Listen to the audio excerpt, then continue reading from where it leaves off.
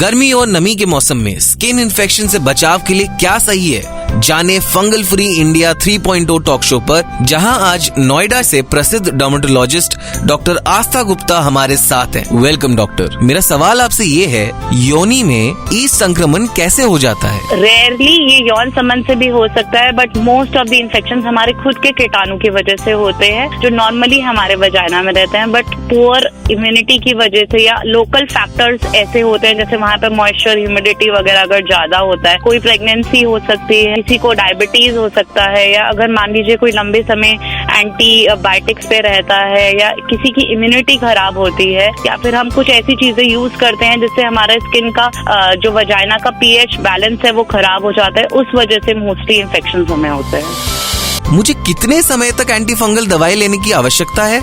तो that will depend कि infection किस साइट पे है, मतलब अलग अलग पार्ट ऑफ बॉडी के लिए अलग अलग ट्रीटमेंट का कोर्स होता है। जैसे नॉर्मल जो स्किन पे इन्फेक्शंस होते हैं उसके लिए हम लोग एवरेज 1 से 2 महीना दवाई देते हैं, पर जो इन्फेक्शंस हमारे जैसे नाखून में इन्फेक्शंस होते हैं, क्योंकि वहाँ पे जो मेडिसिन है वो इजीली नहीं पहुँच पाती हैं, तो कई बार हमें 3 से 4 महीने भी दवाई देनी पड़ सकती है। डॉक्टर, फंगल इन्फेक्शन का इलाज क्या है? इंडिया में फंगल रेजिस्टेंस काफी हाई है, तो सबसे इम्पोर्टेंट चीज ये है कि आप खुद से ट्रीटमेंट ना करें, आप किसी अच्छे डॉक्टर को दिखाइए, एक प्रॉपर स्किन स्पेशलिस्ट को दिखा के आप दवाई करें और दवाई का कोर्स पूरा करें।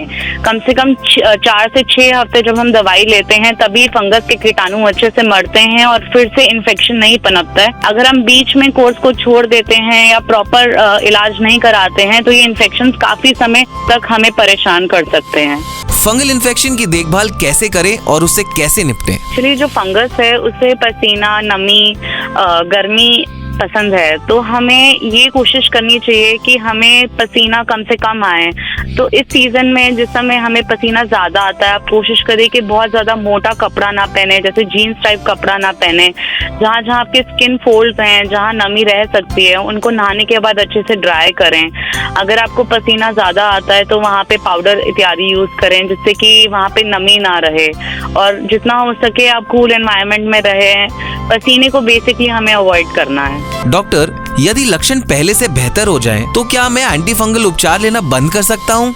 नहीं, यही सबसे बड़ी गलती है। मैं हर पेशेंट को यही एक्सप्लेन करती हूँ कि जब आपके सिम्टम्स चले जाएं, आप ऐसा नहीं है कि सोच लें कि फंगस चला गया है। सिम्टम्स चले जाएं उसके बाद भी एटलीस्ट हम 2 से 3 हफ्ते ओरल मेडिकेशन भी कंटिन्यू रखते हैं और क्रीम्स को और भी ज्यादा लंबे समय के लिए देते हैं। मेडिसिन हम प्रॉपर कोर्स अगर नहीं लेते हैं तो फंगस बहुत जल्दी वापस आ जाता है, 2-4 हफ्ते में ही वापस आ जाता है। तो कोर्स अगर आप बीच में रोक देंगे तो डेफिनेटली आपको फंगस वापस परेशान करेगा।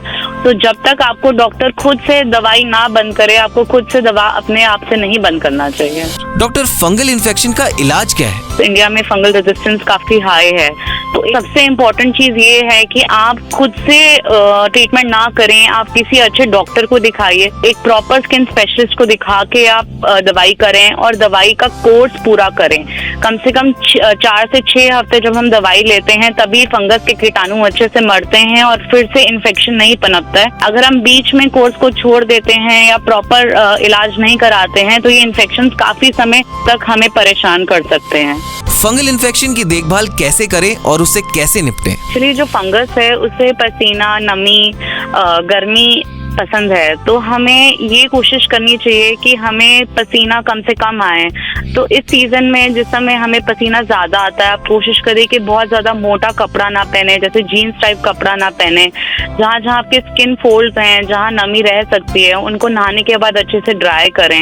अगर आपको पसीना ज्यादा आता है तो वहाँ पे पाउडर इत्यादि यूज करें जिससे कि वहाँ पे नमी ना रहे, और जितना हो सके आप कूल एनवायरनमेंट में रहें। पसीने को बेसिकली हमें अवॉइड करना है। डॉक्टर, सबसे गंभीर फंगल इन्फेक्शन कौन सा है? तो लकीली जो कॉमन स्किन फंगल इन्फेक्शंस होते हैं वो उनमें से कोई गंभीर नहीं होता। तो जैसे ये दांत खाज खुजली है या फिर यीस्ट या कैंडिडा इन्फेक्शंस हैं, ये यूजुअली हमारे स्किन में रहते हैं। बट कभी कभी किसी अगर इम्यूनिटी अच्छी ना हो या फिर वो लॉन्ग टर्म एंटीबायोटिक्स पे रहते हैं तो उनको कई लंग में या फिर ब्रेन में फंगल इन्फेक्शन होते हैं जो कि गंभीर हो सकते हैं, जैसे एस्परजिलोसिस, हिस्टोप्लाज्मोसिस, बट ये थोड़ा रेयर होता है अनलेस आपकी इम्यूनिटी ही बहुत ज्यादा वीक ना हो। Fungal Free India 3.0 is a public awareness initiative for healthy India.